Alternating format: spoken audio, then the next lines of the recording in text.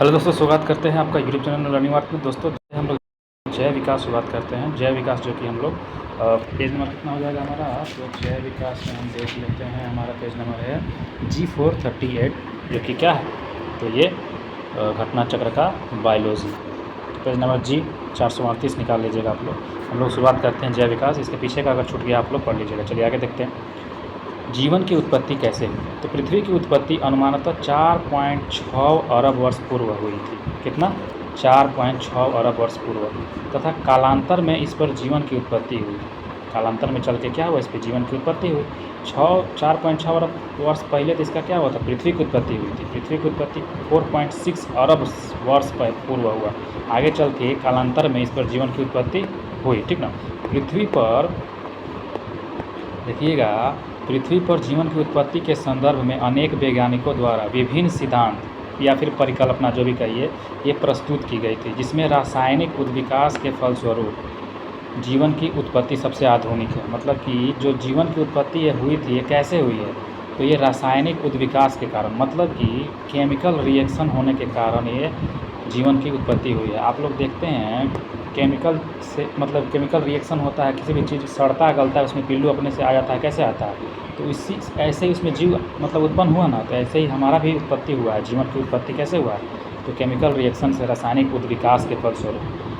ठीक ना। और इससे संबंधित विस्तृत और सर्वमान्य परिकल्पना रूसी जीव रसायन शास्त्री A.I. ओपेरिन ने भौतिकवाद या फिर पदार्थवाद के नाम से प्रस्तुत की थी।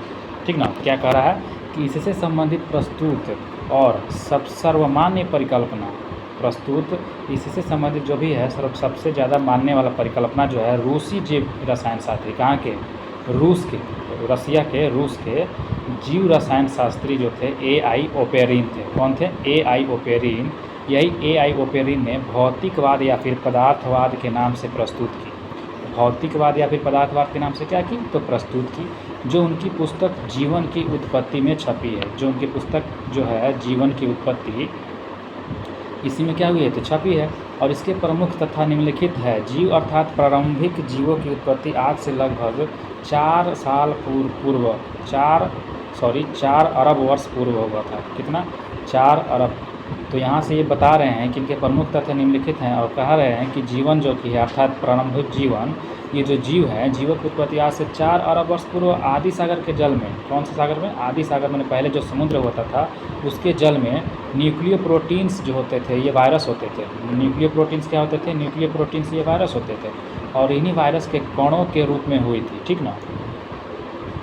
तो याद रखिएगा, न्यूक्लियो प्रोटीन्स के कारण हुआ था, कण के रूप में हुआ था इनका। और कहाँ पे, तो आदि सागर मतलब समुद्र में, ये भी 4 अरब वर्ष पूर्व। और पृथ्वी का जो उत्पत्ति कब हुआ था, हम लोग कब देखे थे, 4.6 अरब वर्ष पूर्व यहाँ पे देखे थे कि पृथ्वी की उत्पत्ति हुई थी। और मात्र इससे 0.6 अरब साल के बाद क्या हो गया, तो 4 अरब, तो हमारा यहाँ पे देखने को मिला कि क्या हो गया, तो वायरस जैसे कणों की रूप में जो परपोषी होते थे, उनकी क्या हुई, उत्पत्ति हुई। ठीक ना, आदि सागर में।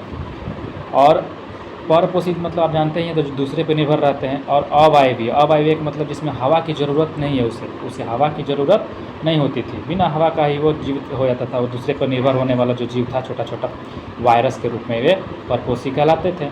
वायरस क्या होते हैं, वायरस परपोषी ना होते हैं, कहीं पड़े रहेंगे। आप देखेंगे कहीं भी कोरोना वायरस जो हो गया पड़ा रहता है, जब तक उसको कोई जीव नहीं मिले तो वो सर्वाइव नहीं कर पाता है। उसको कोई भी जीव चाहिए, मतलब कि वो परपोषी एक दूसरे पर निर्भर रहता है, तब ना वो अपना बढ़ पाता है, आगे बढ़ पाता है। तो यही हमारा कहने का अर्थ है कि 4 अरब वर्ष पूर्व आदि सागर में जल में न्यूक्लियो प्रोटीन्स के वायरस जैसे कणों के रूप में जो परपोषी और अवायवीय, मतलब दूसरे पर निर्भर होने वाले जो जीव हैं, जो वायरस थे, छोटे छोटे अवायवीय के रूप में थे। ठीक ना। इसका क्या हुआ था, उत्पत्ति हुआ था। ठीक ना, उत्पत्ति हुआ था। अब दूसरा बात ये कह रहे हैं कि लगभग 3.8 अरब वर्ष पूर्व, अब और 3.8 अरब पूर्व मतलब अब फिर और थोड़ा करीब आइए, तो एक मतलब कि 3.8 अरब वर्ष पूर्व मतलब 4 अरब से थोड़ा सा और भी नज़दीक आने के बाद पूर्व में कला युक्त मतलब मेम्ब्रेन बॉन्ड प्रोकैरियोटिक कोशिका रूप आदि जीव बने थे। कैसे, तो मेम्ब्रेन बॉन्ड वाले प्रोकैरियोटिक कोशिका रूपी आदि ये जीव बनने शुरुआत हुए थे। मतलब 4 अरब से थोड़ा दिन आगे 0.2 अरब आगे जाने के बाद 3.8 अरब वर्ष पूर्व में पूर्व कहने का मतलब ये पीछे का जो कह रहा है 3.8 हमारे यहाँ पे, और इससे पीछे हमारा 4 हो गया, इससे पीछे क्या हो गया 4 हो गया। तो हम लोग मान के चलिए आगे बढ़ेंगे तो हम लोग और हालांकि नज़दीक में ना आएंगे, तो 3.8 नज़दीक हो गया हम लोग से, ये 4 अरब हो गया, तो हम लोग का 4 पीछे हो गया और 3.8 थोड़ा नज़दीक हो गया। तो थोड़ा हम लोग जो 3.8 अरब वर्ष पूर्व काला युग में क्या हुआ था, प्रोक्रिएटिव कोशिकाओं आदि जीव बने थे, जिनमें पहले पर पोषण तथा बाद में स्व पोषण का प्रारंभ हुआ। उनमें क्या हुआ, जो 3.8 अरब वर्ष पूर्व हो गए थे उनमें पहले पर पोषण हुआ और बाद में उसमें स्व पोषण का प्रारंभ होने लगा, ठीक ना। तो 4 अरब वर्ष पूर्व में तो जो वायरस थे उसमें तो परपोषी होते ही थे, लेकिन कुछ दिन के बाद 0.2 अरब वर्ष के बाद क्या हुआ कि परपोषण तथा बाद में स्वपोषण वैसे भी जीव बनने शुरू हो गया, प्रोक्रियोटिक कोशिका जो बोला जाता है। तीसरा नंबर क्या कह रहा है कि स्वपोषी आदि जीव, जो स्वपोषी होते थे, खुद से जो पोषण कर लेते थे, जो सूरज के प्रकाश में पोषण कर लेते थे, तो स्वपोषी आदि जीव जो होते थे वर्तमान के नीले हरे शैवाल जैसे ही होते थे। अभी जो नीला हरा शैवाल है आप लोग जानते होंगे, ये नीले हरे शैवाल क्या करता है, तो प्रकाश संश्लेषण के माध्यम से स्वपोषी खाना बना लेता है, अपना भोजन कर लेता है। वैसे ही नीले हरे शैवाल जो अभी है उसी समय वो भी जीव जो होते थे वो स्वपोषी हुआ करते थे, ठीक ना। अब चौथा नंबर में कह रहे हैं कि लगभग 2 अरब वर्ष पूर्व यूकेरियोटिक कोशिकाओं की उत्पत्ति भी हो गई। अब 2 वर्ष पूर्व मतलब और भी नज़दीक हम लोग आ गए अपने से। 2 अरब वर्ष पूर्व क्या हुआ, तो यूकेरियोटिक कोशिकाओं की भी उत्पत्ति हो गई। पहले प्रोक्रियोटिक कोशिका की रूप हुई थी, जो कि परपोषण और स्वपोषण दोनों हुआ करते थे। बाद में 2 अरब वर्ष पूर्व क्या हो गया, तो यूकेरियोटिक कोशिकाएं की उत्पत्ति हो गई, जिनमें वर्तमान में जीव जगत के सारे जीव में मतलब कि जीवाणु के अलावा सभी जीवाणु उसमें आ जाते हैं। तो 2 अरब वर्ष पूर्व जो होता था यूकेरियोटिक कोशिकाओं की उत्पत्ति हुई थी, याद रखिएगा कितना, 2 अरब साल पहले यूकेरियोटिक कोशिकाओं की उत्पत्ति हुई, जिनसे वर्तमान जो जीव जगत के सारे जीव हैं वो उसमें बने थे, सिर्फ जीवाणु के अलावा, ठीक ना, याद रखिएगा जीवाणु के अलावा। प्राचीन में मतलब पहले के ज़माना आदि में पृथ्वी के वायुमंडल में ऑक्सीजन गैस नगण्य या फिर अनुपस्थित था।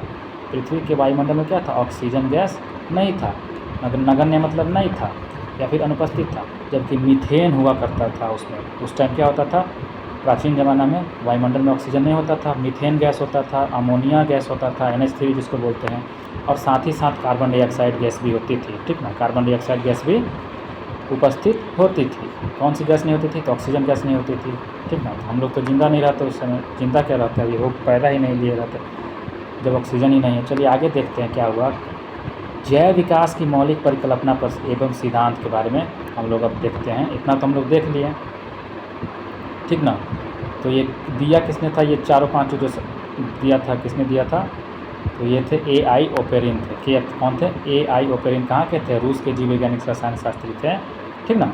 AI ओपेरिन जिन्होंने ये बात बताया था कब कब कौन कौन सा उत्पत्ति हुआ है। 4 अरब वर्ष पहले क्या हुआ था, तो न्यूक्लियर प्रोटीन्स जो वायरस जैसे होते थे उनका हुआ था, वो परपोषी होते थे, जो हवा बिना माध्यम से ही वो जीवित रहते थे। फिर 3.8 वर्ष पहले क्या हुआ कि प्रोक्रियोटिक कोशिका की बना, जो परपोषण और स्वपोषण दोनों होता था। फिर 2 अरब वर्ष पूर्व क्या हुआ कि यूकेरियोटिक कोशिका की उत्पत्ति हुई। ये सब बात किसने बताया है, तो AI ओपेरिन ने बताया। कि हम कौन बताए हैं, AI ओपेरिन, जो कि रूस के रहने वाले थे, ठीक ना। तो ये सब तो याद रहेगा आपको।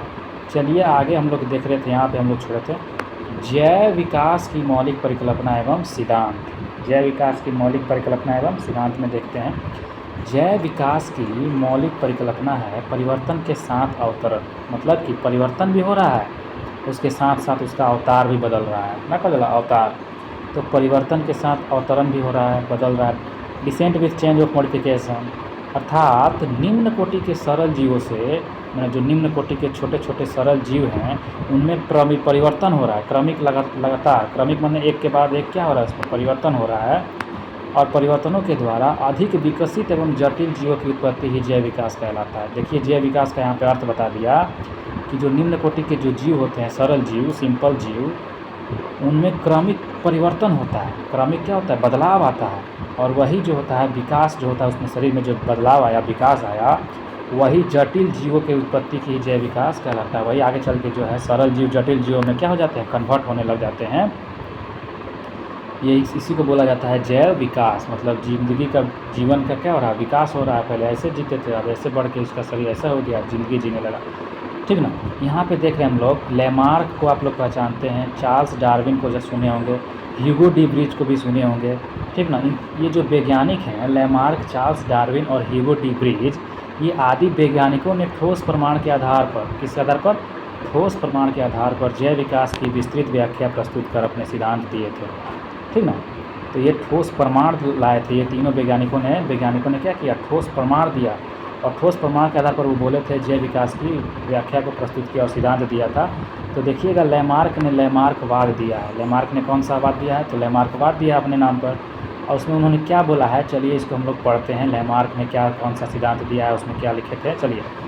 तो जैव विकास परिकल्पना पर पहला तर्क संगत सिद्धांत जो था, फ्रांसीसी जीव वैज्ञानिक जीन बैप्टिस्टे डी लैमार्क, अच्छा मतलब लैमार्क का पूरा नाम हमारा है gene Baptiste D Lamarck, gene Baptiste D Lamarck, इन्होंने प्रस्तुत किया, जो 1809 ईस्वी में उनकी पुस्तक फिलॉसफी जूलॉजिक तत्व में छपा था। इसमें छपा था, फिलॉसफी जूलॉजिक में छपा था, ठीक ना। तो जैव विकास परिकल्पना पर पहला तर्क संगत सिद्धांत फ्रांसीसी जीव वैज्ञानिक जीन बैप्टिस्टे डी लैमार्क ने प्रस्तुत किया, ठीक ना।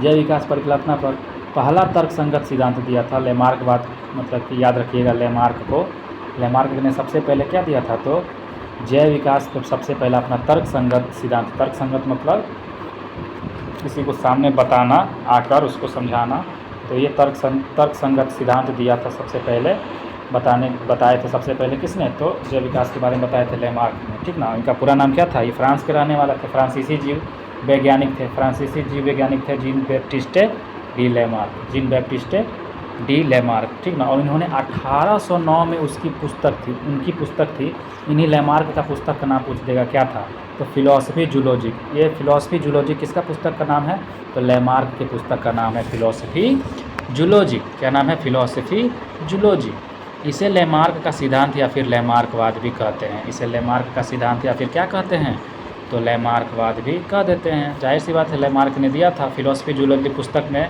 ये लिखे थे 1809 में, ठीक ना। जीन बैप्टिस्टे डी लैमार्क का पूरा नाम था, ये फ्रांस के रहने वाले थे। लैमार्क कहाँ के, फ्रांस के रहने वाले थे, जाहिर सी बात है, और इन्होंने सबसे पहले तर्क संगत दिया था। उसके बाद चार्ल्स डार्विन भी आएंगे, ह्यूगो डी ब्रीज भी आएंगे, हम लोग आगे देखेंगे, ठीक ना। तो यह जो निम्नलिखित मूल धारणाओं पर आधारित है, जो लैमार्कवाद में जो इन्होंने लिखा था, फिलॉसफी जूलॉजिक जो बुक था उनका, इन्होंने उसमें क्या लिखा था, तो बड़ा होने की प्रवृत्ति, वातावरण का सीधा, आगे बड़ा, पहला तो है बड़ा होने की प्रवृत्ति और दूसरा में है वातावरण का सीधा प्रभाव। वातावरण का कैसा प्रभाव, तो वातावरण का भी सीधा प्रभाव पड़ता है। और तीसरा क्या लिखे थे कि अंगों के उपयोग या फिर अनुपयोग, मतलब अंग जो होते हैं हमारे शरीर के, उसका उपयोग करें या फिर उसका अनुपयोग, मतलब कि उपयोग नहीं करें। तो उपयोग करेंगे तो उसका ज़्यादा इस्तेमाल करेंगे तो वो बदलाव अगर आएगा उसमें, अगर उसका इस्तेमाल नहीं करेंगे तो उसमें बदलाव नहीं आएगा, वो और शिथिल जैसा पड़ जाएगा।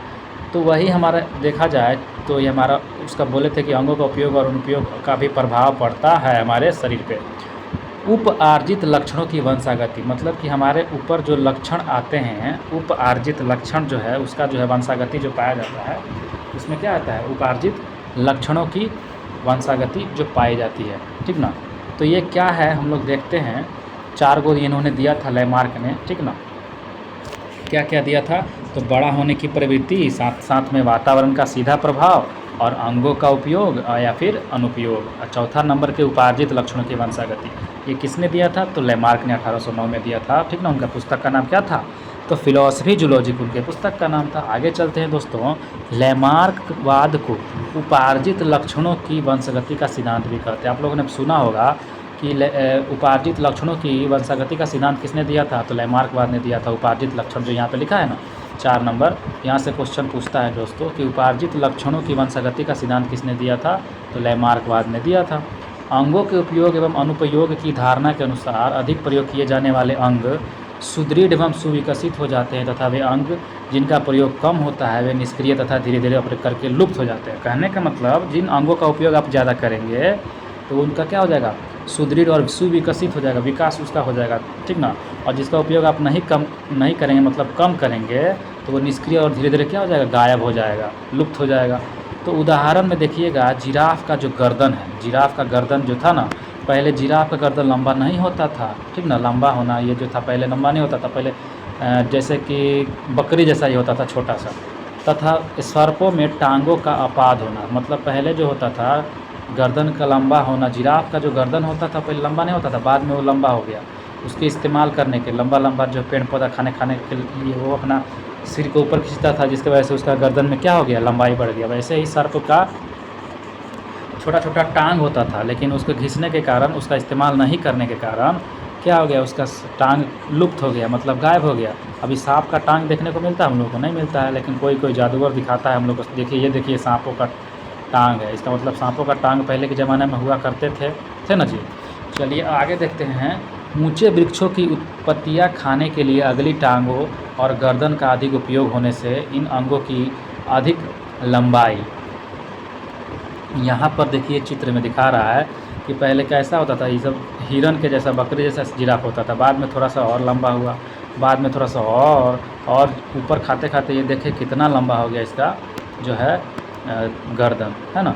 तो घास की उपलब्धता से अगली टांगों व गर्दन के कम उपयोग के कारण इन अंगों की कम लंबाई, मतलब गर्दन के ज़्यादा उपयोग किया तो गर्दन उसका लंबा लंबा हो गया, टांग का उपयोग कम किया, टांग वैसा ही का वैसा रह गया, शरीर वैसा ही वैसा रह गया, ठीक ना। तो यही लैमार्क कहते हैं, लैमार्क यही कहते हैं। तो लैमार्कवाद के अनुसार अंगों का उपयोग और उपयोग का प्रभाव जिराफ के विकास क्रम के रेखाचित्र हम लोग देख लिए, कितना अच्छा समझ लिए हम लोग को लैमार्क का सिद्धांत। और लैमार्क का सिद्धांत में यहाँ से ज़्यादा क्वेश्चन पूछता है कि उपार्जित लक्षणों का वंशागति का सिद्धांत किसका है, तो लैमार्क का है ना। अंगों का उपयोग आप लोग देख ही लिए, ठीक ना। और क्या क्या दिए थे जी, ऊपर देख लेते हैं।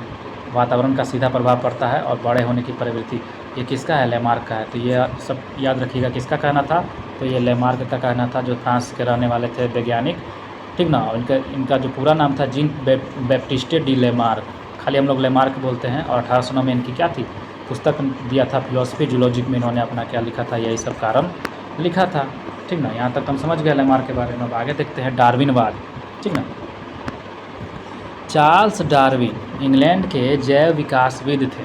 चार्ल्स डार्विन कौन थे, तो इंग्लैंड के जैव विकासविद थे चार्ल्स डार्विन, ठीक ना। चार्ल्स डार्विन कौन थे, तो इंग्लैंड के जैव विकासविद थे। मतलब चार्ल्स जो डार्विन हुआ करते थे, ये दूसरे नंबर के वैज्ञानिक थे। अब हम लोग पीछे देखे थे ना, चार्ल्स डार्विन, पहले लेमार्क थे, उसके बाद चार्ल्स डार्विन थे। तो चार्ल्स डार्विन जो थे ये इंग्लैंड के रहने वाले थे, और लेमार्क कहाँ के रहने वाले थे, फ्रांस के रहने वाले थे, फ्रांसीसी वैज्ञानिक थे ना जी। और ये चार्ल्स डार्विन जो थे वो इंग्लैंड के रहने वाले थे। ये भी क्या थे, ये भी जैव विकास विधि थे, कि विकास कैसे हुआ है जीवन का, वैसे ये सब वैज्ञानिक हुआ करते थे ये, चार्ल्स डार्विन और लेमार्क। और एक कौन थे, ह्यूगो डी ब्रिज, वो भी आगे देखेंगे। पहले दूसरा नंबर देखते हैं चार्ल्स डार्विन के बारे में। देखिएगा, इनके द्वारा प्रस्तुत विकासवाद को डार्विनवाद या फिर प्राकृतिक वर्णवाद, थ्योरी ऑफ नेचुरल सिलेक्शन कहते हैं। देखिएगा क्वेश्चन पूछा कि natural selection, theory of natural selection किसने दिया था, तो डार्विन ने दिया था। किसने दिया था, चार्ल्स डार्विन ने दिया था। यहाँ से क्वेश्चन पूछता है कि थ्योरी ऑफ नेचुरल सिलेक्शन किसका है, तो डार्विन का है। किसका है, डार्विन का है। या फिर यहाँ से भी क्वेश्चन पूछे कि प्राकृतिक वर्णवाद किसका है। प्राकृतिक मतलब नेचुरल ही होता है ना, प्राकृतिक का हिंदी में नेचुरल बोलते हैं ना, तो वही बात हुआ यहाँ पे, प्राकृतिक वर्णवाद कहिए या फिर नेचुरल सिलेक्शन कहिए, किसने दिया था, तो डार्विन ने दिया था, डार्विन ने ही दिया था, ठीक ना। इसकी विस्तृत व्याख्या इनकी पुस्तक प्राकृतिक चुनाव तथा जातियों की उत्पत्ति में इनका पुस्तक। अब देखिए, जो डार्विन थे, इन्होंने जो प्राकृतिक वर्णवाद दिया था चार्ल्स डार्विन, इनका जो पुस्तक था प्राकृतिक चुनाव द्वारा जातियों का उत्पत्ति, मतलब नेचुरल सिलेक्शन होता है जातियों का, नेचर के द्वारा उनका सिलेक्शन किया जाता है, जैसा नेचर रहेगा वैसा जाति के लोग वहाँ पे जन्म लेंगे। ये डार्विन का कहना था, नेचुरल सिलेक्शन होता है, जातियों की उत्पत्ति होती है। 1859 में ये किताब छापा गया था। कब छापा गया था, 1859 में। और लेमार्क का पुस्तक कब आया था, 1809 में। देख रहे हैं कि 50 साल के बाद डार्विन ने अपना प्राकृतिक चुनाव द्वारा जातियों की उत्पत्ति नामक पुस्तक लॉन्च किया था, ठीक ना, उद्घाटन किया था 1859 में डार्विन ने। और यह सिद्धांत निम्नलिखित तथ्यों पर आधारित था। अब इस पुस्तक में क्या क्या सिद्धांत लिखा गया था, डार्विन ने क्या क्या सिद्धांत लिखे थे, उसको हम लोग देख लेते हैं। तो इसमें भी 4 को लिख रहा है। पहला क्या कह रहा है, तो जीवों में प्रचुर संतान उत्पत्ति, प्रचुर मतलब ज़्यादा मात्रा में संतान को उत्पन्न करने का क्षमता होता है जीवों में। जिसको बोलते हैं ओवर प्रोडक्शन, खूब ज़्यादा। तो जीव जंतु कितने देखते हैं हम लोग, कितना ज़्यादा बच्चा पैदा कर लेता है, संतान उत्पत्ति करता है। जीवन संघर्ष, स्ट्रगल फॉर एक्विजिस्टेस, एग्जिस्टेस जो लिख रहा है एग्जिस्टेस, अच्छा। जीवन संघर्ष, स्ट्रगल फॉर एग्जिस्टेस, मतलब कि अपना ज़िंदगी को बचाने के लिए वो बहुत ज़्यादा संघर्ष करते हैं। कोई भी जीव जंतु होते हैं एग्जिस्ट करते हैं अपने स्ट्रगल के, मतलब कि अपने बचाव के लिए। तो जीवन में संघर्ष ज़्यादा करते हैं। ये किसका कहना था, तो डार्विन का कहना था। विभिन्नताएं और इसकी वंशागति, विभिन्नताएं और इसकी वंशागति, मतलब कि इसमें क्या क्या विभिन्नता है और इसकी क्या क्या वंशागति है। Variation and their inheritance, variation and their inheritance. तो हिंदी देखते हैं विभिन्नता, मतलब कि अलग अलग वेरिएशन, अलग अलग विभिन्नता देखने को मिल रहा है, अलग अलग इसकी वंशागति, माने वंश के हिसाब से अलग अलग विभिन्नता देखने को मिलता है। ये किसका कहना था, तो डार्विन का कहना था। चौथा नंबर क्या कहते वो, तो योग्यतम की अतिजीविता, मतलब सर्वाइकल ऑफ द फिटेस्ट, मतलब कि योग्यतम की अधिजीतम, जो जितना योग्य होगा वो ज़िंदगी में वही ज़्यादा सर्वाइव करेगा, जो योग्य नहीं होगा वो मर जाएगा। समझिए, कोई भी जानवर है दूसरे जानवर से बच के रह रहा है तभी तो वो जिंदा है अभी आज तक, नहीं तो दूसरा जानवर कब तक उसको खा गया रहता, वो उसका कहानी ख़त्म हो गया था, वो ज़िंदगी में फिर अभी दिखाई नहीं देता वो जो जानवर। मतलब जो उसमें योग्यता है सर्वाइव करने का जीवन में, तभी ना वो जीवित है। तो इसी पर हम लोग बोलते हैं प्राकृतिक चयन, या फिर उसको क्या बोलते थे हम लोग, प्राकृतिक चयन, नेचुरल सिलेक्शन। तो नेचुरल सिलेक्शन ये जो है यहाँ से ही ज़्यादा क्वेश्चन पूछता है कि ये किसका है, तो डार्विन का है, चार्ल्स डार्विन का है नेचुरल सिलेक्शन, ठीक ना। योग्यतम की अतिजीविता, ये भी अगर आ जाए, ये लिख के ना अगर ये आ जाए तो आपको समझ में आ जाना चाहिए कि एक ही बात कर रहा है, योग्यतम अतिजीविता या फिर प्राकृतिक चयन। तीसरा नंबर विभिन्नता और इसकी वंशागति, विभिन्नताएं और इसकी वंशागति, ये भी किसका है, चार्ल्स डार्विन का है। जीवन संघर्ष, ये भी किसका है, तो चार्ल्स डार्विन का है। जीवों में संतान उत्पत्ति की क्षमता ज़्यादा होती है, ये किसने कहा था, चार्ल्स डार्विन ने कहा था। ये याद रखिएगा, यहाँ से क्वेश्चन पूछ देगा तो किसका कथन है ये, कौन बोले थे, ठीक ना। अब आता है उत्परिवर्तनवाद। कौन आता है, उत्परिवर्तनवाद। तो देखिए, हम लोग ऊपर से 2 वैज्ञानिक देखे थे, लैमार्क दिया था, लैमार्कवाद दिए थे लैमार्क ने, और जो क्या बोलते हैं नेचुरल सिलेक्शन जो दिए थे, डार्विनवाद जिसको बोलते हैं, तो चार्ल्स डार्विन ने अपना डार्विनवाद दिया था। और उत्परिवर्तनवाद किसने दिया था, तो ह्यूगो डी ब्रिज ने दिया था। देखिएगा यहाँ से मिलता जुलता नाम नहीं है, ऊपर का तो मिलता जुलता नाम था। उत्परिवर्तनवाद अगर पूछ देगा, उत्परिवर्तनवाद किसने दिया, तो ह्यूगो डी ब्रिज ने दिया, ठीक ना। ऑप्शन में तीनों देगा, लेकिन ध्यान रखना है, उत्परिवर्तनवाद ह्यूगो डी ब्रिज का है, लैमार्कवाद लैमार्क का है, और एगो कौन देखे थे, तो डार्विनवाद डार्विन का है। तो ये नाम तो मिलता जुलता है, लेकिन ये जो है उत्परिवर्तनवाद थोड़ा हट के है, इसलिए इसको हम लोग क्या करते हैं, याद कर लेंगे। उत्परिवर्तनवाद किसने दिया था, ह्यूगो डी ब्रिज, जो तीसरे नंबर के वैज्ञानिक थे, उन्होंने दिया था उत्परिवर्तनवाद, ठीक ना। तो जैव विकास का उत्परिवर्तन सिद्धांत नीदरलैंड के डच पादप शास्त्री ह्यूगो डी ब्रिज ने प्रतिपादित किया था। ये जो था तीसरे नंबर के वैज्ञानिक थे ह्यूगो डी ब्रिज, इन्होंने क्या किया था, तो जैव विकास का उत्परिवर्तन सिद्धांत दिया था, उत्परिवर्तन सिद्धांत, ठीक ना। म्यूटेशन थ्योरी, और ये नीदरलैंड के थे। इंग्लैंड के थे, कौन थे, इंग्लैंड के थे हमारे दूसरे नंबर वाले वैज्ञानिक थे जिनका नाम था क्या था, डार्विन था। फ्रांस के थे लैमार्क, और ये नीदरलैंड के हैं कौन, तो ह्यूगो डी ब्रिज।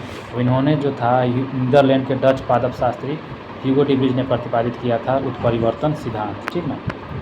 उत्परिवर्तन सिद्धांत किसने दिया था, तो ह्यूगो डी ब्रिज ने दिया था। यहाँ से क्वेश्चन पूछता है डायरेक्ट। इन्होंने अपना प्रयोग जो था सांध या प्रिमरोज अर्थात आइनोथेरा लैमार्कियाना, देखिए इसमें लैमार्कियाना लिखा हुआ है तो लैमार्क नहीं मार देना है, ठीक ना, यहाँ से कन्फ्यूज करने के लिए डाल देगा। तो इन्होंने अपना प्रयोग किया था प्रिमरोज अर्थात आइनोथेरा लैमार्कियाना नामक पौधा पर किया था। ये जो लैमार्कियाना पौधा है, ये जो था किसने इस पर जो है पौधा आइनोथेरा लैमार्कियाना जो पौधा था, इस पौधा को उन्होंने क्या किया था, अपना प्रयोग किया था, ठीक ना। और इस पे प्रयोग करने के बाद ये बोले थे कि इनके अनुसार नया जो जाति है, स्पीसीज है, नया जाति है, इसकी उत्पत्ति एक ही बार में स्पष्ट एवं स्थायी वंशागत आकस्मिक परिवर्तन के फलस्वरूप हो सकती है। नया जाति की उत्पत्ति जो होती है वो एक ही बार में स्पष्ट मतलब साफ सुथरा और स्थायी मतलब एकदम स्थायी एक जगह पर वंशागत आकस्मिक उत्परिवर्तनों के फलस्वरूप हो सकती है। जाति का सदस्य जिसमें उत्परिवर्तन लक्षण दिखाई देता है, जाति का जो सदस्य है जिसमें क्या होता है, उत्परिवर्तन का जो लक्षण दिखाई देता है उत्परिवर्ती कहलाता है। मतलब जाति के विभिन्न सदस्यों में भिन्न भिन्न प्रकार के उत्परिवर्तन हो सकते हैं। उत्परिवर्तन मतलब बदलाव, ठीक ना। डेनिसोवन एक विलुप्त आदि मानव प्रजाति थी। ये जो डेनिसोवन है ये कैसी प्रजाति है, तो ये आदि मानव प्रजाति है। आदि मानव प्रजाति आप लोग जानते होंगे। तो ये डेनिसोवन जो है एक विलुप्त मतलब गायब हो गई है अब ये प्रजाति। ये पहले हुआ करती थी डेनिसोवन, ये कैसी प्रजाति है, तो गायब हो गई है प्रजाति। ये आदि मानव की प्रजाति हुआ करती थी जो यूरेशिया के जंगलों में लगभग, यूरेशिया मतलब यूरोप और एशिया के आसपास के जो बोला जाता है यूरेशिया, तो यूरेशिया के जो जंगल है उसमें लगभग 1.3 से लेके 1.9 लाख साल पहले निवास करती थी डेनिसोवन। क्या था, डेनिसोवन आदि मानव प्रजाति, ठीक ना। ये मतलब कि 1.3 से 1.9 लाख वर्ष पहले ये निवास करती थी। पहली बार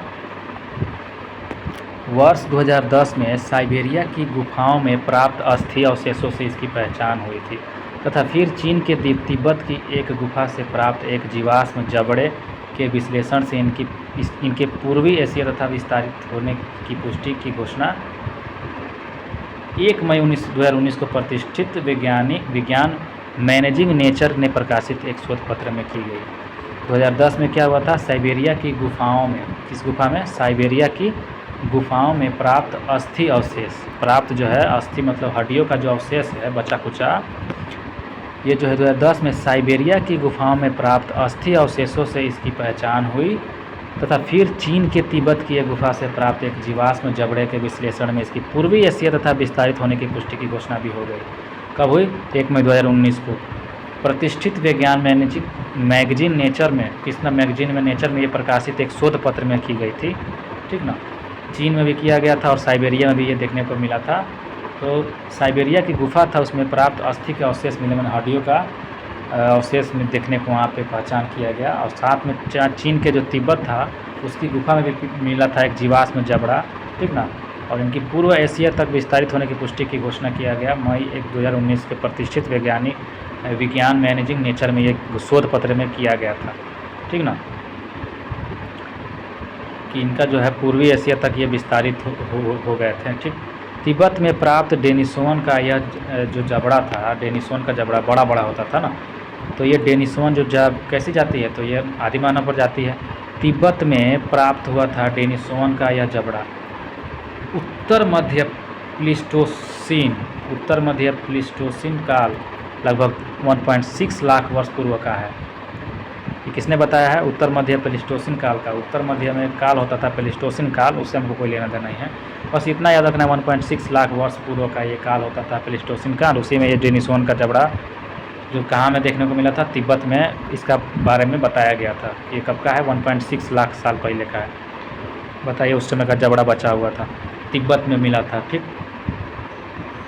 साइबेरिया में भी देखने को मिला हम लोग को। साइबेरिया कहाँ है, यूरोप और रसिया के जो बॉर्डर पे है साइबेरिया, वहाँ पे हम लोग को रसिया में देखने को मिलता है। गुफा में ये अस्थि मिला था। चीन के तिब्बत में देखने को मिला था, जहाँ पे हम लोग अभी देखे थे। डेनिसोवन के अवशेषों के डीएनए, इनका जो डीएनए विश्लेषण के आधार पर इन्हें होमो सेपियंस और नीएंडरथल से पृथक तीसरे प्रकार के समकालीन मानव प्रजाति माना जा रहा है। मतलब वो जो था डेनिसोवन जो मिले थे, डेनिसोवन जिसका हड्डी मिला था 101.6 लाख साल पहले, इस जो आदि मानव का जो हड्डी जबड़ा मिला था उसका, ये जो डीएनए से अगर चेक किया गया तो ये जो अभी के मानव जो हैं होमो सेपियंस जिसको बोला जाता है अभी के इंसान को, और एक होते हैं निएंडरथल, पृथक, इससे ये दोनों से ये अलग थे। इनसे क्या थे, पृथक थे, मतलब कि इनसे अलग हुआ करते थे ये डेनिसोवन आदि मानव प्रजाति, ठीक ना। डीएनए करके चेक किया गया। और ये तीसरे प्रकार के समकालीन मानव प्रजाति माना जा रहा है। कैसा माना जा रहा है? तीसरे प्रकार का समकालीन। तो होमो सेपियंस और निएंडरथल तो एक जैसे मिलते जुलते हैं, बशर्ते ये डेनिसोवन जो मिला था मतलब कि तिब्बत में, इसका जबड़ा, ये बोला गया कि ये 1.6 लाख, लगभग 1.5 लाख साल पहले का ये जबड़ा मिला है तिब्बत में। और प्रकार की समकालीन मानव प्रजाति का ये क्या कहता है, माना जा रहा है ये तीसरे प्रकार का, ठीक ना। तो आगे हम लोग देखते हैं, यहाँ पे कह रहा है, तो देख रहे थे आधार पर भूवैज्ञानिक काल, जिसको जियोलॉजिकल टाइम बोला जाता है, जीवाश्म के आधार पर अगर उसको इकाइयों के वर्गीकृत किया जाए, उनके जीवाश्म के आधार पर अगर हम लोग भूवैज्ञानिक काल को हम लोग बांटा जाए, वर्गीकृत किया जाए, पुनः इन्हें बड़ी इकाइयों में वर्गीकृत किया गया है। देखिएगा, इसके अनुसार एक भूवैज्ञानिक काल मान जियोलॉजिकल टाइम स्केल तैयार किया गया, जिसमें सबसे छोटी काल इकाई टाइम को, मतलब कि एक काल होता है, सबसे छोटी इकाई को बोला जाता है एक काल, एज। ऐसे अनेक काल एक साथ मिलकर एक युग बना लेते हैं। मैंने सबसे छोटी इकाई को काल, और वैसे अनेक काल मिला के एगो युग बनाता है, जबकि अनेक युग मिलकर एगो कल्प बनाता है। कल्प सबसे पहले काल हुआ, सबसे छोटी काल इकाई हुआ, सबसे छोटी क्या हुआ, काल हुआ। काल के बाद हमारा बना युग, युग के बाद बना कल्प, कल्प के मिलकर बना महाकल्प, जिसको बोला जाता है इरा, ठीक ना। तो काल, काल के बाद युग, युग के बाद कल्प, महाकल्प। अब देखते हैं महाकल्प से मिलकर क्या बना, तो महायुग बना। युग से महायुग नहीं, युग के बाद कल्प, तब महाकल्प, तब महायुग, और यह सबसे बड़ी काल इकाई होती है महायुग, सबसे लास्ट में महायुग लगा है। इस तरह अवरोही क्रम में महायुग, महाकल्प, कल्प, युग का और काल ऐसे प्रभाव हैं जिन्हें काल के भूवैज्ञानिक वर्गीकरण के लिए इस्तेमाल किया जाता है, ठीक ना। काल मतलब समय के भूवैज्ञानिक काल वर्गीकरण के लिए बांटा गया है। नहीं कहा जाता युगों युगों तक, ऐसा हम लोग सुने होंगे। तो सबसे शुरुआत में आता है काल, काल के बाद क्या आता है युग, युग के बाद क्या आता है कल्प, कल्प के बाद क्या आता है महाकल्प, महाकल्प के बाद क्या आता है, किधर गया, महाकल्प के बाद आता है महायुग, लास्ट में सबसे महायुग, ठीक ना। तो काल, काल किधर गए, भूल जा रहे हैं हम, बताइए। काल, काल, काल के बाद युग, अच्छा युग दूसरे नंबर पे आता है, काल, युग, कल्प, महाकल्प, महायुग, ठीक है। चलिए, जिन्हें काल के भूवैज्ञानिक वर्गीकरण के लिए इस्तेमाल किया जाता है, जिन्हें काल के भूवैज्ञानिक वर्गीकरण के लिए क्या कहता है, इस्तेमाल किया जाता है। आगे देखा जाए महत्वपूर्ण तथ्य में आर्कियोप्टेरिक्स, आर्कियोप्टेरिक्स मतलब क्या हो गया, तो जुरेसिक युग का एक प्रारंभिक ज्ञात पक्षी था। आर्कियोप्टेरिक्स जुरेसिक युग का क्या था, एक प्रारंभिक ज्ञात पक्षी था, जिसके जीवाश्म लगभग 15 करोड़ साल पुरानी जुरेसिक चट्टानों से मिला है। आप लोगों ने सुना होगा जुरेसिक पार्क, मतलब क्या हो गया, बहुत पुराना, मतलब 15 करोड़ साल पुराना जुरेसिक चट्टानों में मिला हुआ है। चट्टान में ये इसका जो है, इसका जो हड्डी मिला था लगभग, जीवाश्म जिसको बोल सकते हैं, ये पक्षी हुआ करता था, ये आर्कियोप्टेरिक्स नाम का 15 करोड़ साल पुराना चट्टान में मिला है। बताइए, इसका मतलब वो जो था उसमें बचा बुचा, उसका जो हड्डी था उसमें चिपका हुआ था, ठीक ना, वो चट्टान में, पहाड़ में। यह सरीसृपों तथा पक्षियों के बीच का संयोजक कड़ी था। मतलब सांप जो हो गए, रेंगने वाले सांप जो होते हैं रेंग के चलते हैं, और पक्षी जो होते थे उड़ के चलते हैं, इन दोनों के बीच में ये जो होते थे ये आर्कियोप्टेरिक्स, मतलब रेंगते भी थे और साथ साथ में ये हल्का हल्का ये उड़ने का भी कार्य करते थे। इसके पास, इसके बीच के कड़ी को कहा गया है, मतलब एक तरह से देखा जाए तो, जिसमें सरीसृपों की भांति लंबी पूँछ हुआ करती थी, ठीक, सांप के जैसा लंबा पूँछ, जबड़ा तथा दांत, अग्रपादों की अंगुलियां, पंजा होता था। बताइए, इसका पंजा भी होता था। इसके बावजूद यह पक्षी था, इसके भी बावजूद यह, बताइए, पंजा भी सही, सब चीज़ था इसके पास, दांत था, अग्रपाद, अगर का पैर, उंगली था, पंजा था, इसके बावजूद भी ये क्या था, तो पंछी था। तो लंबा पूँछ वाला पक्षी आप कभी देखे होंगे ज़िंदगी में? नहीं ना देखे होंगे। ये 15 करोड़ साल पहले ये इसका जन्म हुआ था, आर्कियोप्टेरिक्स जिसको बोला जाता है। और ये 15 करोड़ साल पहले का चट्टान में ये मिला था, आर्कियोप्टेरिक्स। इसके अग्रपाद उड़ने के लिए पंखों में रूपांतरित हो चुके थे। आगे का जो पैर था, अग्रपाद माने आगे का पैर, आगे का पैर जो है उड़ने के लिए पंख बन गया था, रूपांतरित हो गया था, माने पंख बन गया था। आर्कियोप्टेरिक्स के बारे में कह रहा है। युगलिना के बारे में थोड़ा देख लेते हैं, स्टार लगा के युगलिना के बारे में क्या कह रहा है। तो युगलिना जो होता है ना, आप लोग पढ़े होंगे पहले कि पादप और जंतुओं के बीच का ये संयोजक कड़ी होता है, युगलिना, ठीक ना। युगलिना पादप और जंतुओं के बीच की कड़ी होता है। नियोपाइलिना के बारे में थोड़ा हम लोग देखते हैं, नियोपाइलिना क्या है ये। आर्कियोप्टेरिक्स हम लोग देख लिए पंछी था, युगलिना हम लोग देख लिए कि पादप और जंतुओं के बीच का कड़ी है। नियोपाइलिना क्या है, तो एनेलिडा जो होता है, एनेलिडा किसको बोलते हैं, एनेलिडा जो होता है, जो जोंक हो गया और केंचू हो गया, ये एनेलिडा हो गया। मोलस्का, मोलस्का में क्या क्या आ जाएगा हमारा, मोलस्का में आता है घोंघा। इसके बीच की संयोजक कड़ी को बोला जाता है नियोपाइलिना। देखिए कितना इम्पोर्टेंट लाइन है कि एनेलिडा और मोलस्का के बीच की संयोजक कड़ी को क्या कहा जाता है, नियोपाइलिना कहा जाता है। क्या कहा जाता है दोस्तों, नियोपाइलिना कहा जाता है, नियोपाइलिना कहा जाता है। चलिए आगे देखते हैं प्रोटोथीरिया क्या होता है। तो नियोपाइलिना देख लिए, एनेलिडा और मोलस्का के बीच का कड़ी था। युगलिना जो था पादप और जंतु के बीच का कड़ी था। कितना इंपॉर्टेंट लाइन। प्रोटोथीरिया क्या होता है, प्रोटोथीरिया प्राचीन खाद्य अंडज निम्न कोटि के स्तनियों, स्तनियों मतलब जो स्तनधारी होते हैं, का उपवर्ग है। इसके अंतर्गत एकिडना, एकिडना आप लोगों ने सुना होगा।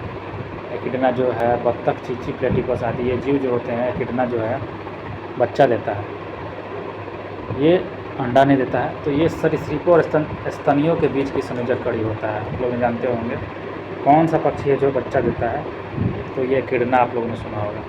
बत्तख, चींची, चोंची, बत्तख, चोंची, प्लेटिपस, बत्तख, चोंची, प्लेटिपस, ये सब जो है एकिडना, बत्तख, चोंची, प्लेटिपस, ये जो है सांप और स्तन के बीच की संयोजक कड़ी है।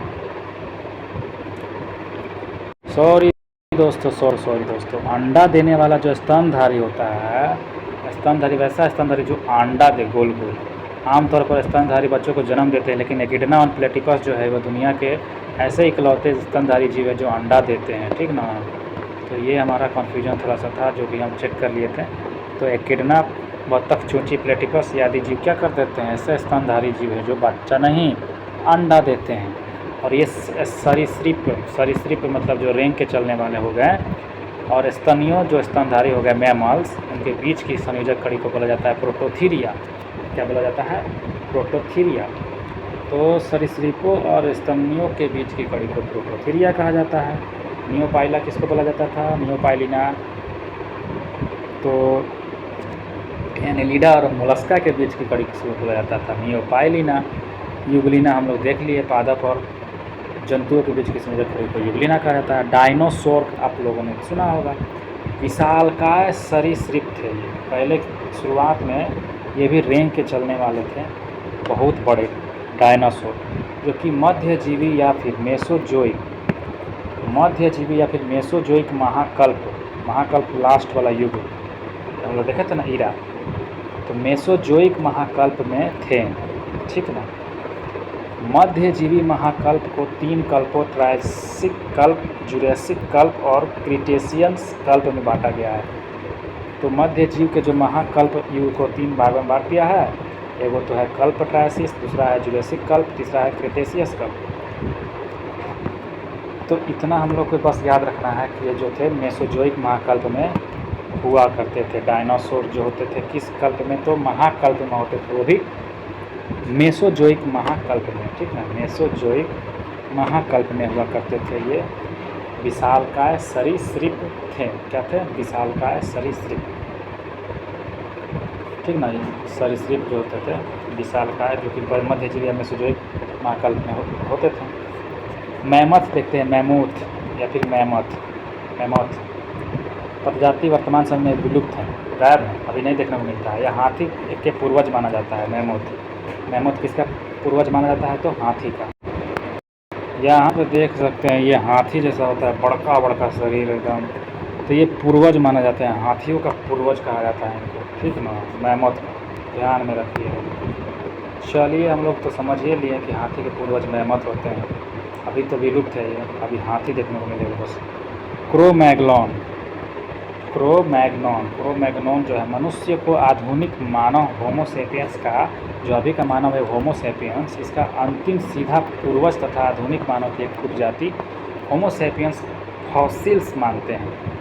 मनुष्य को आधुनिक मानव होमोसेपियंस का अंतिम सीधा पूर्वज जो है तथा आधुनिक मानव का एक उपजाति होमोसेपियंस फॉसिल्स मानते हैं, होमोसेपियंस फॉसिल्स मानते हैं। क्रो-मैग्नोन जो है, क्रो-मैग्नोन, इनका शरीर गठा हुआ लगभग 180 सेंटीमीटर मतलब 6 फीट लंबा, कपाल गुहा 1600 क्यूबिक सेंटीमीटर होता था, कपाल 1600 क्यूबिक सेंटीमीटर होता था। ये जो थे क्रो-मैग्नोन, मनुष्य के आधुनिक मानव होमोसेपियंस का अंतिम सीधा पूर्वज तथा आधुनिक मानव की एक उपजाति माना जाता था क्रो-मैग्नोन को, ठीक ना। होमोसेपियंस फॉसिल्स मानते हैं। क्रो-मैग्नोन का शरीर इतना बड़ा बड़ा होता था, 6-6 फीट का, 1600 क्यूबिक सेंटीमीटर का इसका कपाल गुहा होता था, ठीक ना।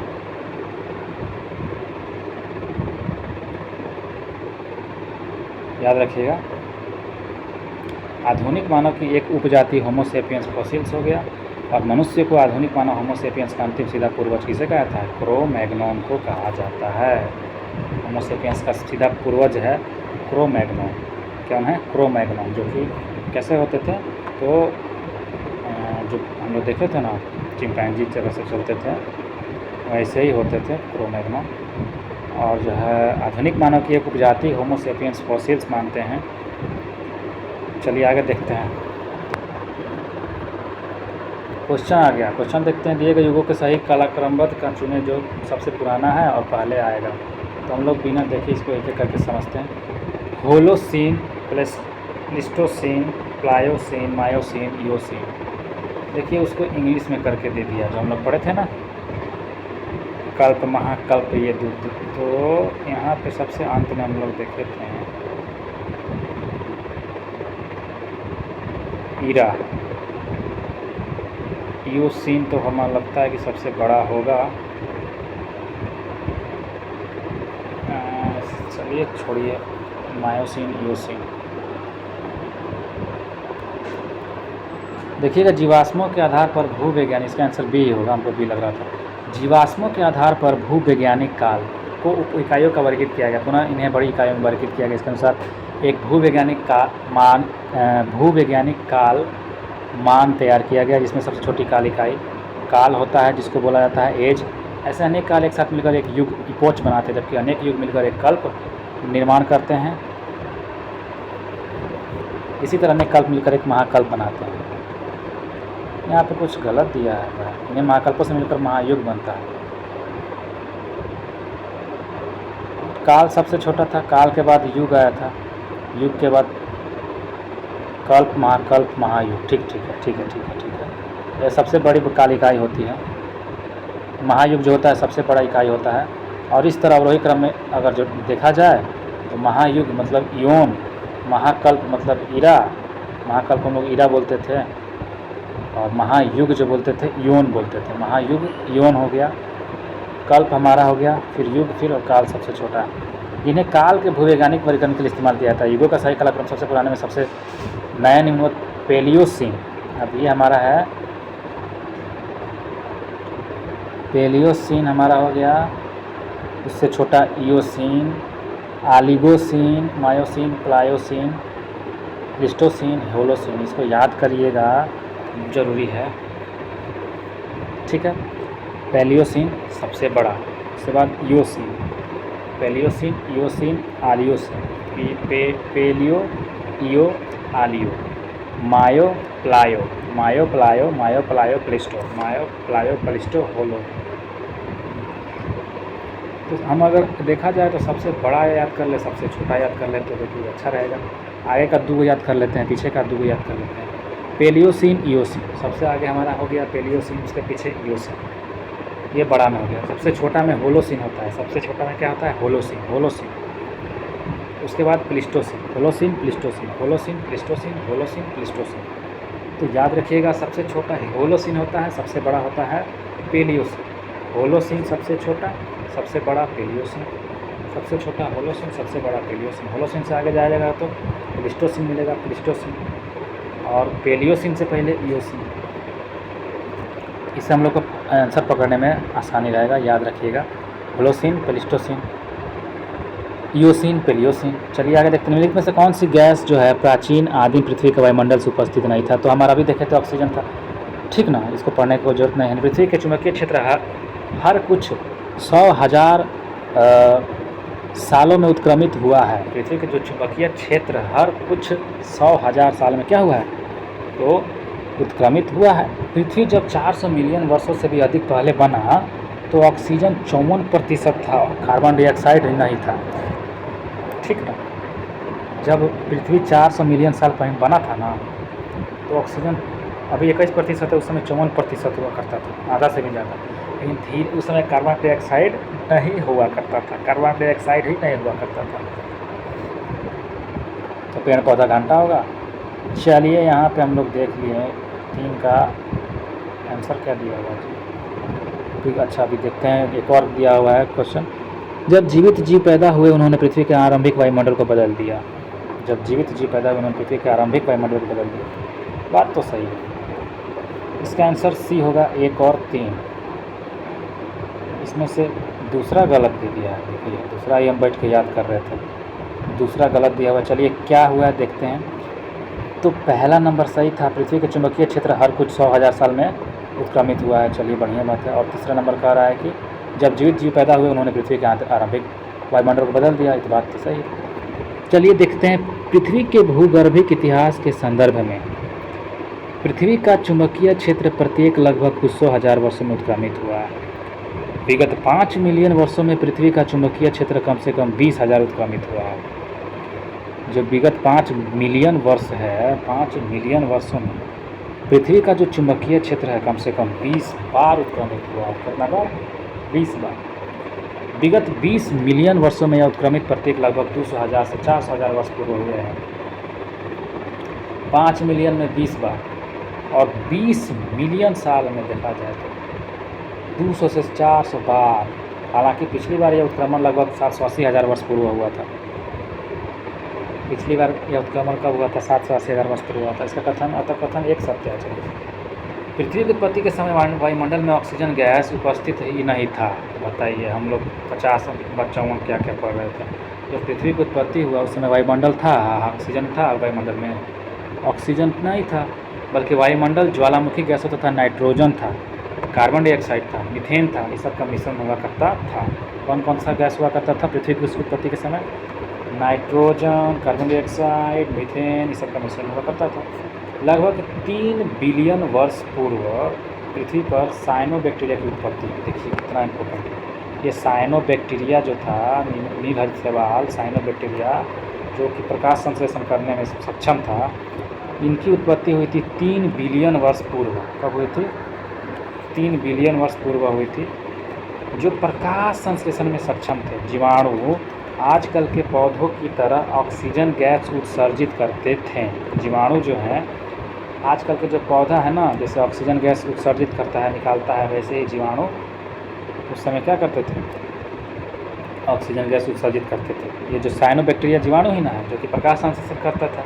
अब जब प्रकाश संश्लेषण करेगा तो ऑक्सीजन छोड़ेगा, जाहिर सी बात है। जैसे जैसे साइनोबैक्टीरिया की संख्या बढ़ती गई, पृथ्वी के वायुमंडल में ऑक्सीजन की मात्रा भी बढ़ती गई। स्पष्ट है कि कथन 2 की असत्य है एवं कथन 3 हमारा सत्य है।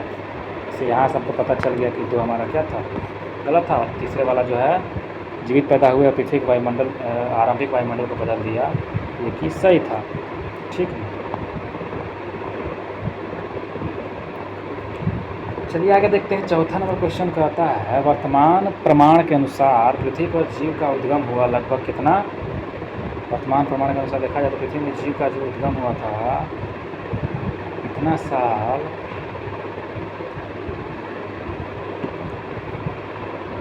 तो काई दहाई सैकड़ा हज़ार 10,000 लाख 10 लाख करोड़ 10 करोड़ दो, इसको क्या बोलेंगे?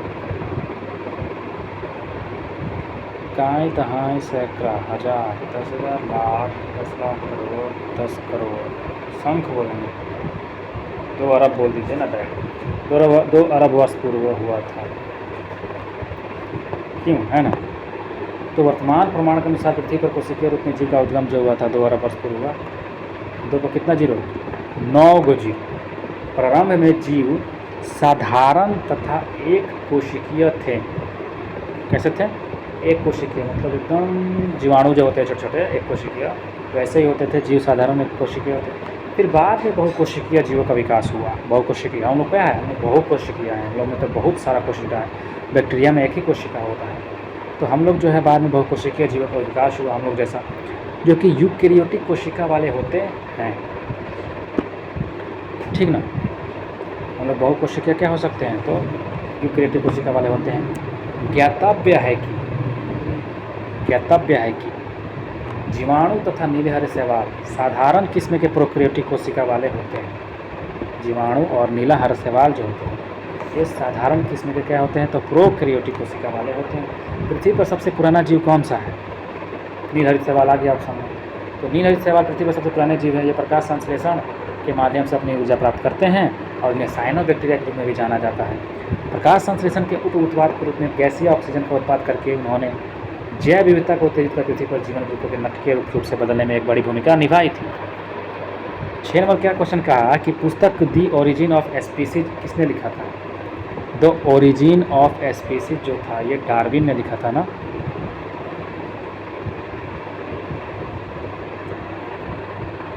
एक second, the origin of species पुस्तक किसने लिखी थी? चार्ल्स डार्विन, सही बात है। द ओरिजिन ऑफ स्पीसीज पुस्तक डार्विन द्वारा 1859 में हम लोग देखे थे। द ओरिजिन ऑफ स्पीसीज पुस्तक लिखे थे डार्विन ने 1859 में। कब लिखे थे? 1859 में।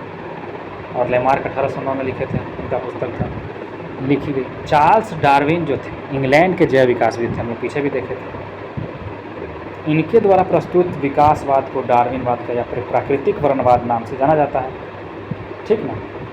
Natural selection. डार्विन द्वारा प्रस्तुत प्राकृतिक वर्णवाद निम्न में से किस पर आधारित था? ओवर प्रोडक्शन पर, सही बात है। Struggle for existence and variation, ये भी सही बात है। सर्वाइकल ऑफ द फिटनेस, ये भी सही बात है। डी हो जाएगा, तीनों के तीनों सही है।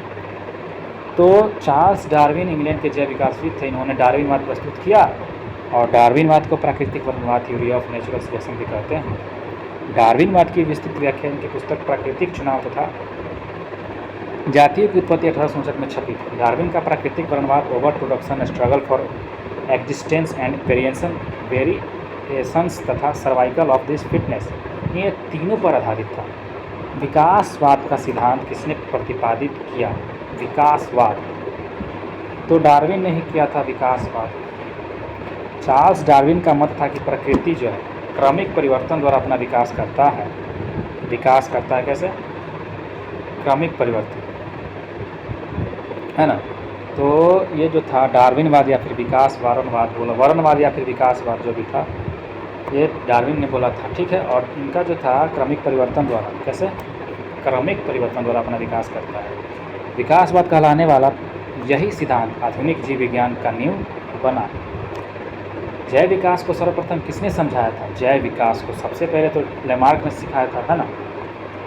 हम लोग देखे थे, पहले लेमार्क आया, फिर डार्विन आया, फिर उसके बाद कौन आया? तो ह्यूगो डी व्रीज आया। चलिए आगे देखते हैं।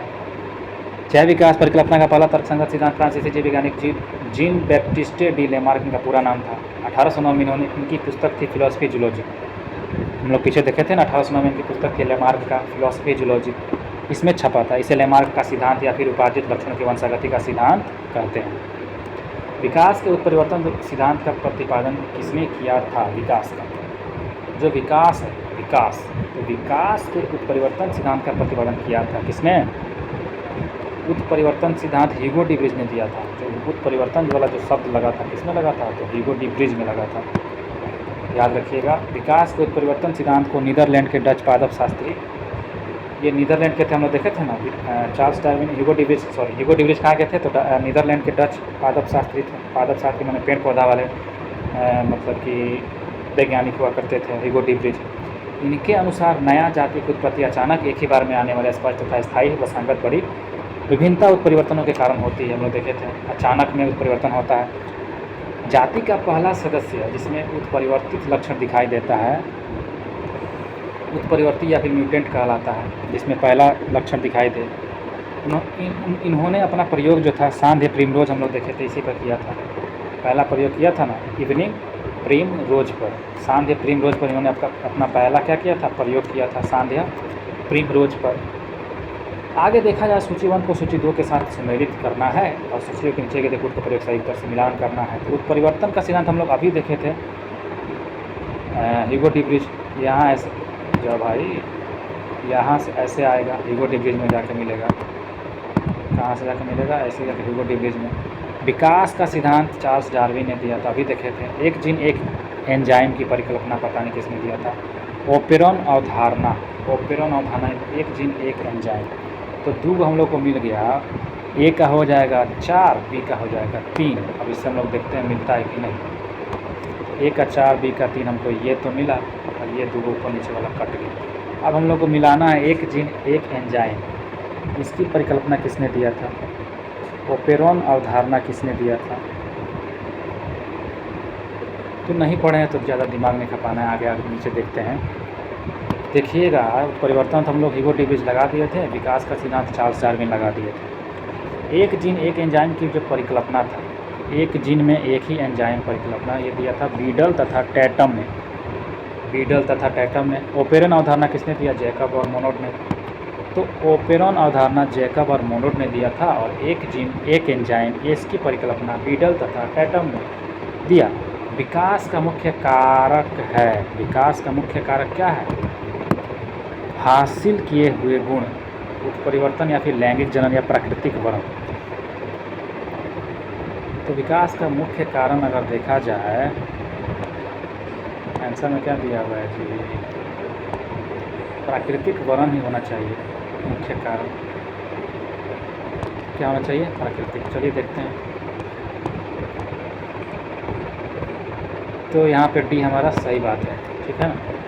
जैव विकास का मुख्य कारक प्राकृतिक वर्ण है, क्योंकि यही विभेदों एवं अन्य हासिल किए हुए जीनों को अगली पीढ़ी में दिशा प्रदान करता है। क्योंकि यही जो है विभेदों एवं अन्य हासिल किए हुए जितना भी जीन हैं उनकी अगली पीढ़ी में दिशा प्रदान करने का कार्य करता है प्राकृतिक वर्ण, नेचुरल सिलेक्शन। किसने दिया था, नेचुरल सिलेक्शन। तो हम लोग क्या देख रहे थे, कहाँ गए थे हम लोग, हाँ। तो प्राकृतिक वर्ण सिद्धांत जो था किसने दिया था, हाँ, चार्ल्स डार्विन ने, ठीक ना। नेचुरल सिलेक्शन प्राकृतिक वर्ण जो चार्ल्स डार्विन ने, क्योंकि यही विभेदों एवं अन्य हासिल किए हुए जीनों का अगली पीढ़ी में दिशा प्रदान करता है। प्राकृतिक वर्ण या फिर चयन एक ऐसी प्रक्रिया जिसके कारण जीवों की आबादियों में जीन रूपों एवं एलीली जीनों दोनों को ही आवृत्तियों में महत्वपूर्ण परिवर्तन दिखाता है। जैव विकास के संदर्भ में सांपों में अंगों का लोप होने की स्पष्ट किया जाता है। ये किस में देखे थे हम लोग, लैमार्क में देखे थे ना जी। तो देखिए इसका आंसर होगा अंगों का उपयोग तथा अनुपयोग किए जाने से। सही बात है, यही हमारा आंसर हो जाएगा। ये हम लोग लैमार्क बाद में पढ़े थे। फ्रांसीसी जैव वैज्ञानिक लैमार्क के अनुसार जैव विकास के क्रम परिवर्तन शरीर के अंगों का उपयोग और अनुपयोग के कारण होते हैं। बदलते वातावरण में जीवधारी अन्य आवश्यकताओं की पूर्ति हेतु अपने कुछ अंगों का अधिक प्रयोग करते हैं जबकि कुछ अंगों का कम, जिसके कारण अधिक प्रयोग किए जाने वाले अंग विकसित हो जाते हैं और कम प्रयोग किए जाने वाले गल जाते हैं, धीरे धीरे करके लुप्त हो जाते हैं। इसका उदाहरण हमारे शरीर के अवशेषीय अंग है। लैमार्क ने अंगों का अनुपयोग के उदाहरण के रूप में सांपों में टांगों का अपाद होना बताया। जीवों में अत्यधिक विविधता का कारण क्या है, जीव जो है उसमें बहुत ज़्यादा विविधता अलग अलग पाया जाता है। ये क्यों, उत्परिवर्तन या फिर अनुकूलन। तो उत्परिवर्तन के हमारा आंसर सही हो जाएगा। जीवों में अत्यधिक विविधता पाया जाता है उत्परिवर्तन के कारण। वैज्ञानिकों का वह समूह जिसमें प्रकृतिवाद के सिद्धांत की आधुनिक रूप से या उसे डार्विनवाद बोला गया। डार्विन ने ही नेचुरल सिलेक्शन प्राकृतिक वर्ण भी सिद्धांत दिया था। आधुनिक नव डार्विनवाद के अनुसार जीनों में साधारण परिवर्तनों के उपरांत नए जीव बनते हैं जिससे उनमें विभिन्नताएं बढ़ जाती हैं। इन परिवर्तनों को उत्परिवर्तन भी कहते हैं। ये परिवर्तन जो होते हैं स्पष्ट वंशागत होते हैं तथा पीढ़ियों पर वर्म द्वारा नई जाति की उत्पत्ति होती है। नया जाति बन जाता है इससे, किससे? तो डार्विनवाद ने बताया था, नेचुरल सिलेक्शन से, प्रकृति के कारण। निम्नलिखित में से कौन सा एक सजीव निम्नलिखित में से कौन सा एक सजीव जीवों में एक नई जाति की उत्पत्ति के लिए सबसे अधिक महत्वपूर्ण घटक है? निम्नलिखित में से कौन सा एक सजीव जो है जीव में एक नया जाति की उत्पत्ति के लिए सबसे अधिक महत्वपूर्ण घटक है? तो नया जाति की उत्पत्ति के लिए प्राकृतिक वर्ण होगा कि उत्परिवर्तन होगा?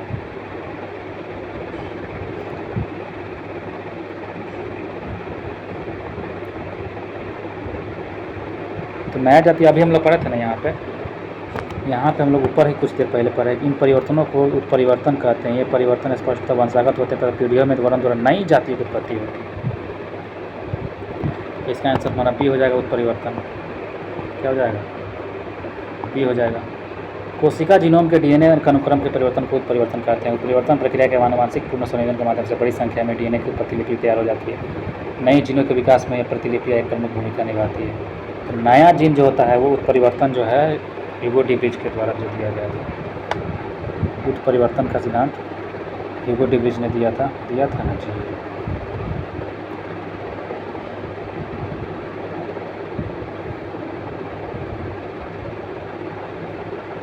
लेकिन यहाँ पे लिख रहा है वैज्ञानिकों का वह समुचित प्रगतिवाद के सिद्धांत का आधुनिक रूप से दिया। इसे नव डार्विनवाद कहते हैं। आधुनिक नव डार्विनवादियों के अनुसार जीनों में साधारण परिवर्तन के उपरांत होता है, इसके उपरांत नए जीव बनते हैं जिसमें विभिन्नताएं बढ़ जाती है और परिवर्तनों के उत्परिवर्तन कहते हैं। ये परिवर्तन जो है नव डार्विनवाद मतलब डार्विन ने दिया था, जिसने प्रकृतिवाद या फिर नेचुरल सिलेक्शन दिया था। इसको क्लियर कर लेते हैं एक बार हम लोग जाके।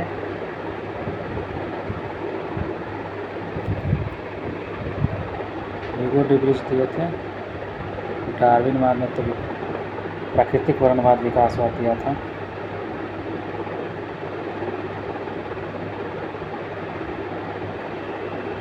थोड़ा सा कंफ्यूजन है यहाँ पे।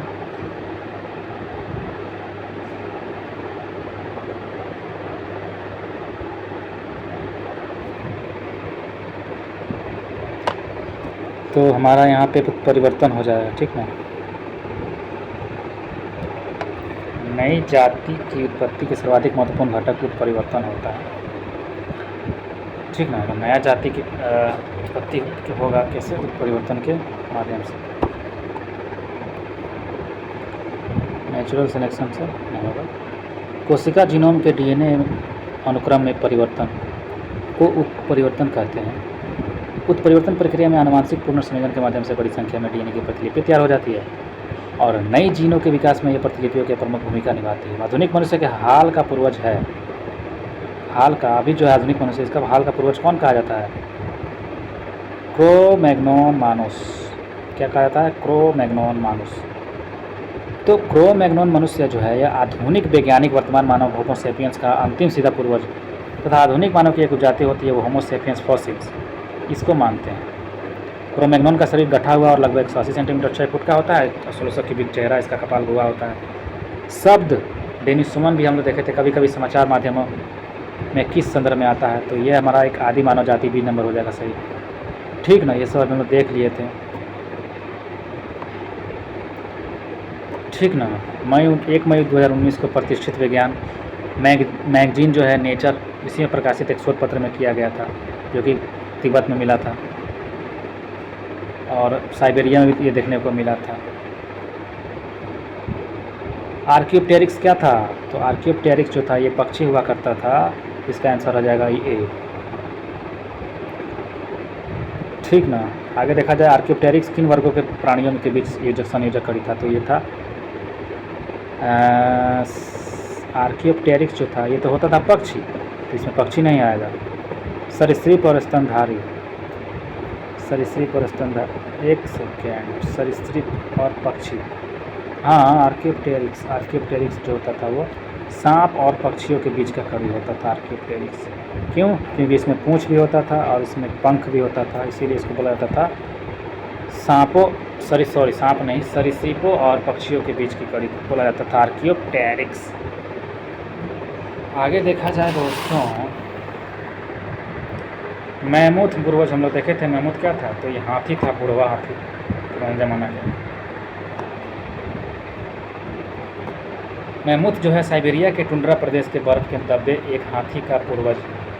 ये जो है साइबेरिया जो है ठंडा इलाका जो है रसिया के साइड में, वहाँ पे ये साइबेरिया टुंड्रा प्रदेश के बर्फ़ में देखने को मिला था। दबा हुआ था, हाथी का पूर्वज था, जो अब गायब हो चुका है। परंतु बर्फ़ के कारण इसका मृत शरीर भी आज भी सुरक्षित मिला है। बताइए, मरा हुआ शरीर भी आज तक सुरक्षित मिला बर्फ़ के कारण। बर्फ़ में कोई भी चीज़ सड़ता गलता नहीं।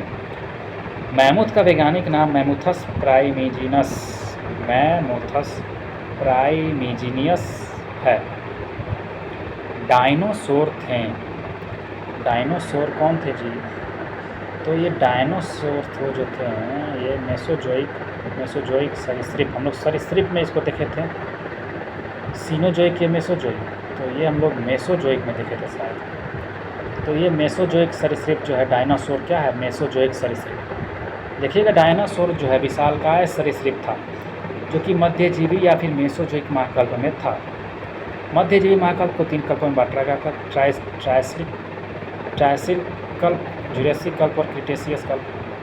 क्रिटेशियस में डायनासोर पुष्पीय पादपों स्तनियों का विकास होता रहा, किंतु अंतिम चरण में उत्तरी महाद्वीपों के जुड़ने, गोंडवाना महाद्वीप के पृथक होने तथा पृथ्वी पर उल्का पिंडों के गिरने से डायनासोर सहित लगभग 76% जातियों की व्यापक विलुप्ति हुई। डायनासोर जो हैं वो रहे हैं। फिर से आ गया जो मेसोजोइक हमारा जीवों के विकास, इवोल्यूशन जो विकास हुआ उसके संदर्भ में निम्नलिखित में कौन सा अनुक्रम सही है? Octopus, dolphin, shark. मतलब कि ऑक्टोपस से डॉल्फिन बना, डॉल्फिन से शार्क बना, पेंगुलिन से कच्छप से बाज, सेलामेंडर, अजगर, कंगारू, मेढक, केकड़ा, झींगा। अजगर, कंगारू रेंगने वाला से उड़ने वाला बना था। हाँ, तो हमारा बी हो जाएगा। अरे सी हो जाएगा जी, सेलामेंडर, अजगर, कंगारू। देखिए कह रहा दिए गए विकल्पों में सेलामेंडर का विकास काल सबसे पहले लगभग 360 मिलियन वर्ष पूर्व हो गया। उसके बाद अजगर जो है सरीसृप का विकास काल लगभग 300 मिलियन वर्ष पूर्व हो गया। ये तो हम लोग पढ़े ही नहीं थे। तथा कंगारू सीगुधावनी स्तनी का सबसे बाद में लगभग 145 मिलियन साल पहले हुआ। लगभग सबसे पहले देखने को मिला कौन सा? सेलामेंडर। उसके बाद अजगर। अजगर का कब हुआ था जन्म मतलब हो भाई विकास 300 मिलियन साल पहले। तथा कंगारू का हुआ 145 मिलियन साल पहले। तो हाल फिलहाल में हुआ है कंगारू, उसके बाद में हुआ अजगर, उसके बाद में हुआ सेलामेंडर। मैंने सबसे लास्ट में हुआ था, मैंने सबसे लास्ट मतलब पीछे से अगर उल्टा देखा जाए तो सबसे पूर्वज हमारा है 360 मिलियन साल पहले सेलामेंडर। उसके बाद हुआ अजगर, उसके बाद हुआ कंगारू। चलिए, आशा करते हैं यहाँ तक तो समझ में आया होगा। नेक्स्ट वीडियो में हम लोग पढ़ेंगे वर्गीकी को, ठीक ना।